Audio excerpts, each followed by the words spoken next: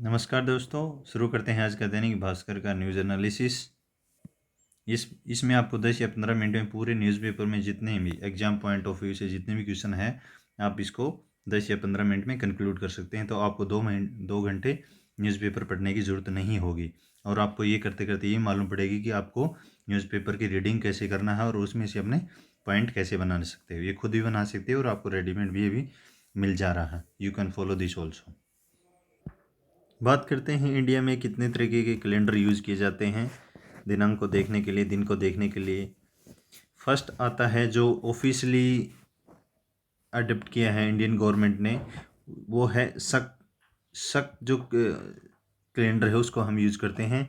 तभी ये कब हमने अडॉप्ट किया, ये एक ऐसे गवर्नमेंट ऑफ इंडिया ने एक कमेटी बनाई, उसी के रिकमेंडेशन के ऊपर हमने इसको 1957 से इसको शुरू किया है। इसको बोलते हैं हम इंडियन नेशनल कैलेंडर। तो ऑफिशियली जो लैंग्वेज जो हम यूज़ करते हैं, दो तरीके के ग्रेगोरियन कैलेंडर यूज़ करते हैं और एक, लेकिन जो हमारा जो नेशनल जो कैलेंडर है वो शक संवत वाला है। शक संवत वाला है।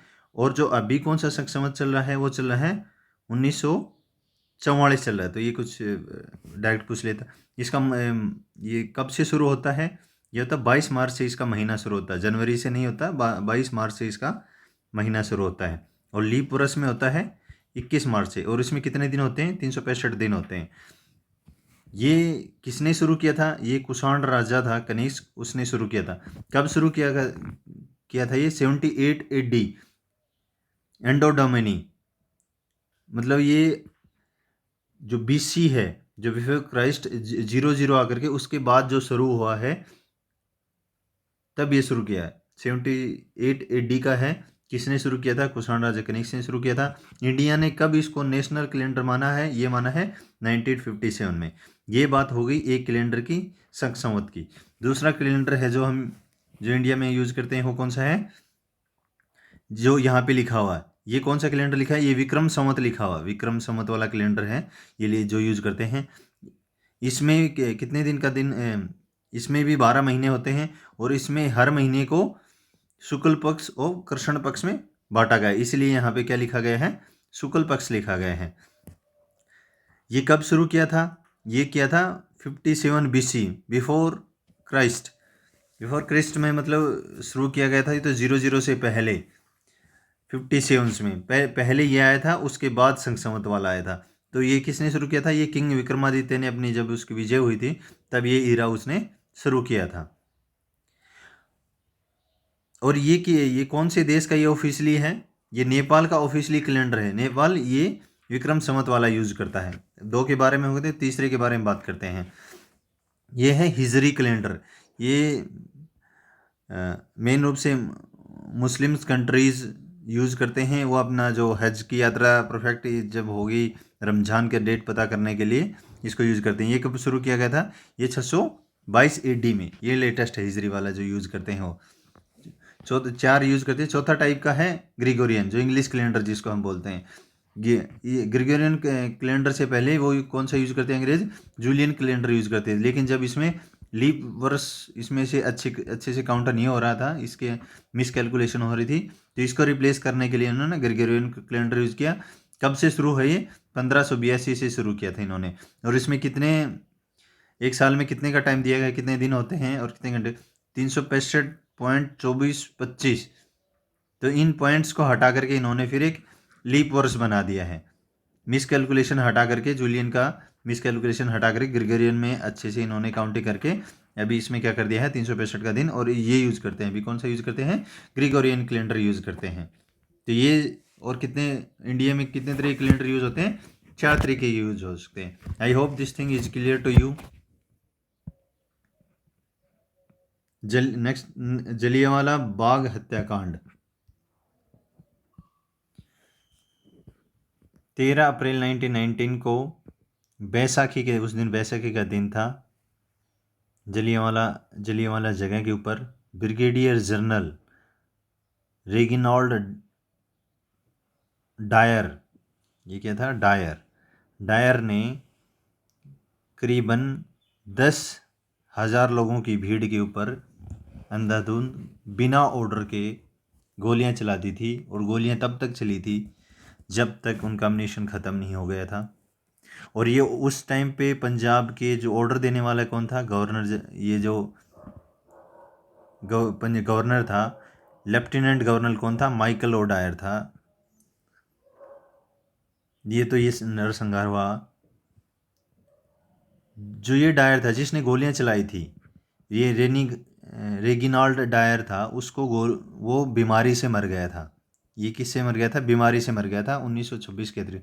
लेकिन जो उधम सिंह, शहीद उधम सिंह ने जो मारा था, ये पंजाब के गवर्नर को मारा था। उस टाइम में जो लेफ्टिनेंट जनरल था माइकल ओडायर, इन्होंने 1940 में जा करके इनको मारा था।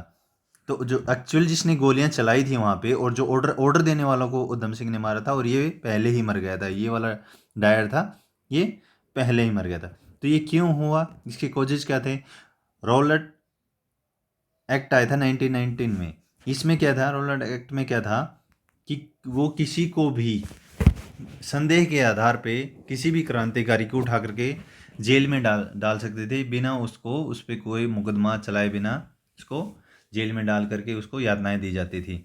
नेक्स्ट इसमें कोज हुआ था कि इसी के दौरान इसके कांग्रेस के दो बड़े नेता थे पंजाब में, सत्यपाल और सैफुद्दीन किचलू। ये ये दोनों ही इसका एक्ट का विरोध कर रहे थे, इसलिए इनको दोनों को पंजाब से बाहर भेज दिया था। नेक्स्ट ये दोनों नेता ऐसे थे जो हिंदू मुस्लिम एकता के प्रतीक माने जाते थे, तो इनको छुड़ाने, रिहाई के लिए भी लोग वहाँ पे इकट्ठा हुए हुए थे। इसके बाद ये होने के बाद हमारे जो दो नेता थे उन्होंने क्या कर दिया था, जैसे गांधी जी थे, उन्होंने क्या रिटर्न कर दिया, केसरी हिंद की जो उपाधि थी वो उन्होंने रिटर्न कर दी। हमारे जो लेखक थे टैगोर जी, रविंद्रनाथ टैगोर, उन्होंने क्या नाइटहुड की जो उपाधि दी थी उसने इसके विरोध में ये दोनों वापिस कर दिया। अंग्रेजों के ऊपर ये दबाव डाला गया कि इसके ये क्यों हुआ, इसके रीजन जाने जाएं, तो उन्होंने एक कमेटी को गठन किया जिसका नाम दिया गया डिसऑर्डर इंक्वायरी कमेटी, जिसको हंटर कमीशन भी कहते हैं।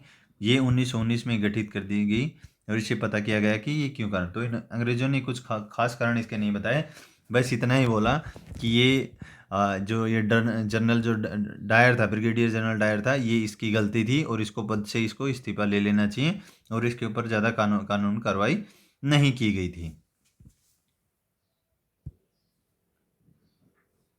नेक्स्ट, भारत में बने डोनियर विमान की पहली उड़ान।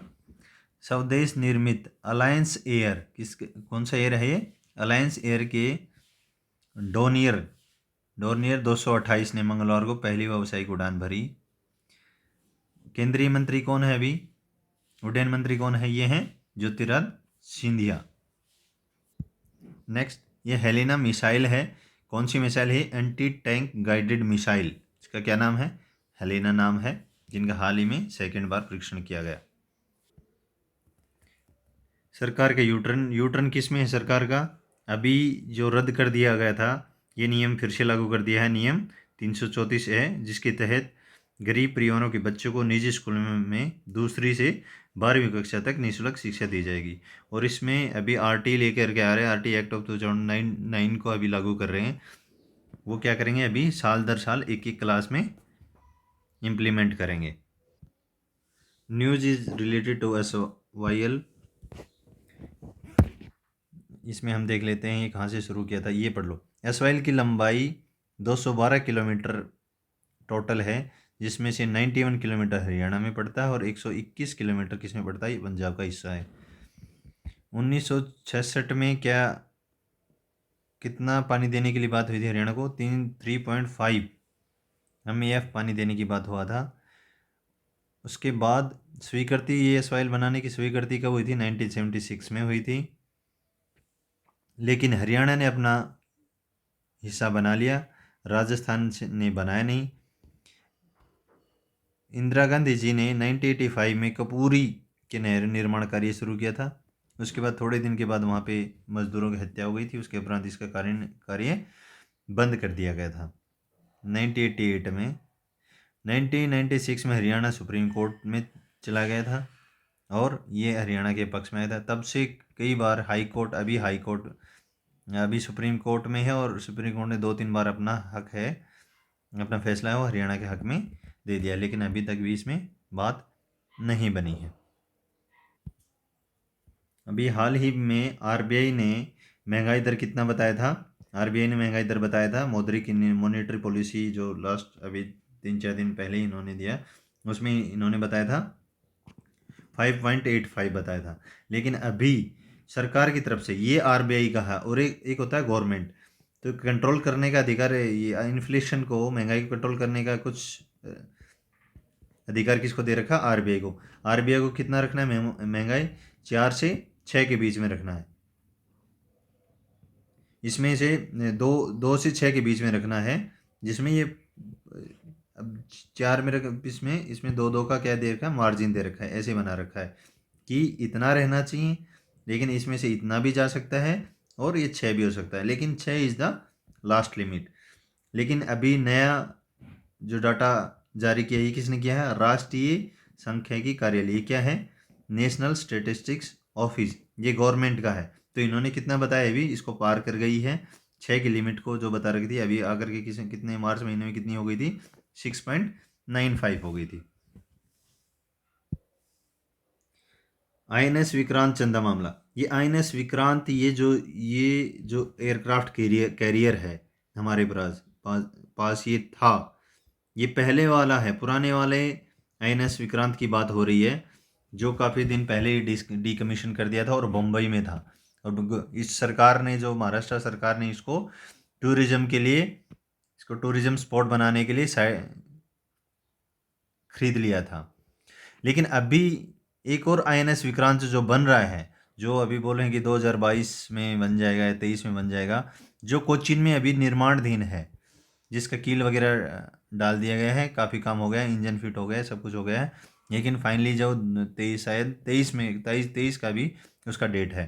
तो ये वाला जो INS विक्रांत है, ये पहले वाला था, इसी का नया नाम दे दिया गया। नया जो अभी कोचीन में बना है, फिलहाल हमारे पास एक ही एयरक्राफ्ट है जिसका नाम है INS Vikramaditya.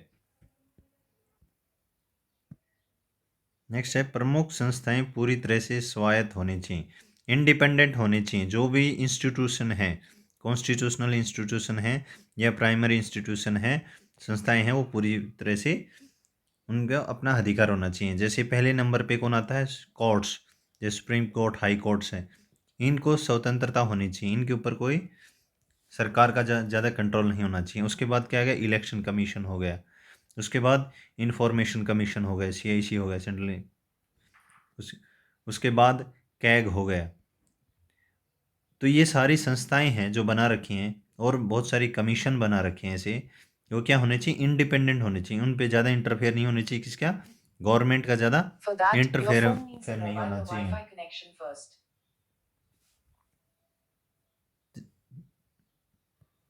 Next news is related to Haryana Sahitya Akademi युवा रचनाकारों को 1 लाख रुपए देगी। ये पहले कितने देती थी? ये पहले इनको 50,000 रुपये देती थी और सिर्फ 2 ही लेखकों को देती थी, लेकिन अब इनको क्या कर दिया? 4 युवा लेखकों को ये सम्मान देगी और 1-1 लाख रुपए प्रदान किए जाएंगे। नेक्स्ट हम देख रहे हैं, नेपाल के भगतपुर में अभी सालाना बिस्का यात्रा चल रही है। बिस्का यात्रा क्या है?